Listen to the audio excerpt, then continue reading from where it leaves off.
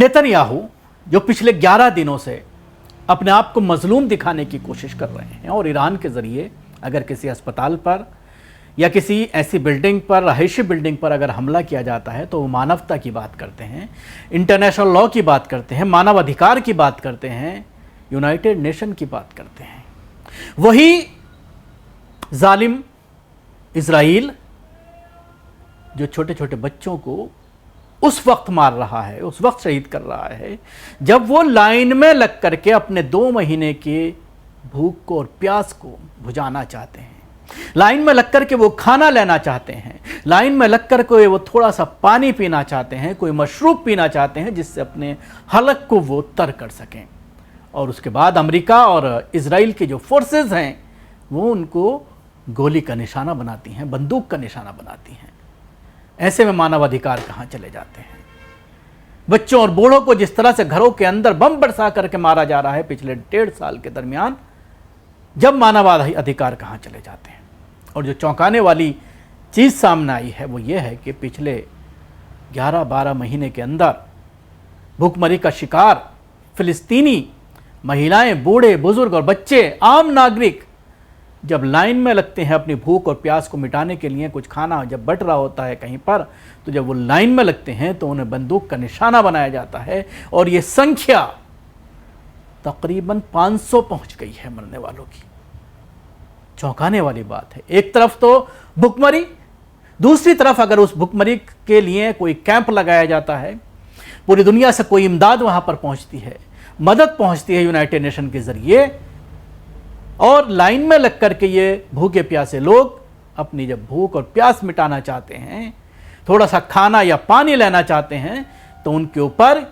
ये जालिम forces, America और इजराइल की फोर्स गोलियां चलाती है। तो चौंकाने वाली ये आदाद-ओ-शुमार हैं, रिपोर्ट हैं जो पूरी दुनिया को ये दिखाने के लिए काफ़ी हैं कि किस तरह से मानवता का ढिंढोरा पीटने वाले ये मुल्क किस तरह से मुसलमानों को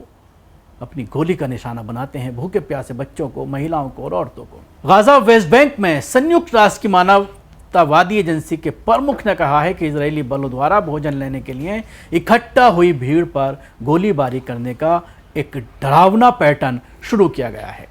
रविवार को जारी एक बयान में यह कहा गया है, जिसमें जोनाथन विल्स ने डेर अल बहक में रिपोर्टरों से कहा, जीवित रहने की कोशिश को मौत की सजा दी जा रही है। ऐसा नहीं है होना चाहिए। जीवन के लिए आवश्यक चीज़ों तक पहुंच के लिए किसी की मौत नहीं होनी चाहिए। 27 मई से जब से गाजा में काम करना शुरू किया है, तब से यूएस और इजराइल समर्थित गाजा ह्यूमैनिटेरियन फाउंडेशन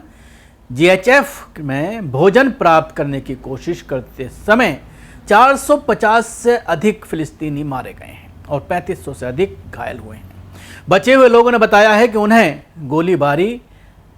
का शिकार हुआ, उनको गोली लगी, लूटने और कुचलने का सामना करना पड़ा। पिछले हफ्ते एक मैगजीन ने अलग अलग रिपोर्ट प्रकाशित की थी, जिसमें उन लोगों के भयावह प्रत्यक्ष अनुभव दर्ज किए गए थे जिन्होंने इजराइल के तथाकथित सहायता मृत्यु जाल की यात्रा की थी, जिसमें उनके जो बयान सामने आए हैं वो काफ़ी चौंकाने वाले हैं कि किस तरह से ये जो इजराइल और अमेरिका के ज़रिए यहाँ पर खाना बांटने के जो स्टॉल लगाए जा रहे हैं, किस तरह से वो एक जाल है मारने का, मृत्यु का, मौत का वो जाल है। ये बातें एक मैगज़ीन में छपी हैं। जो इंटरव्यू जो लोग बचे हैं, जिनको निशाना बनाया गया उस वक्त जब वो खाना ले रहे थे लाइन में लग करके, उनमें जो बचे हुए लोग हैं, जो ज़ख्मी हुए हैं, उनके बयान छापे गए हैं जो काफ़ी डरावने हैं।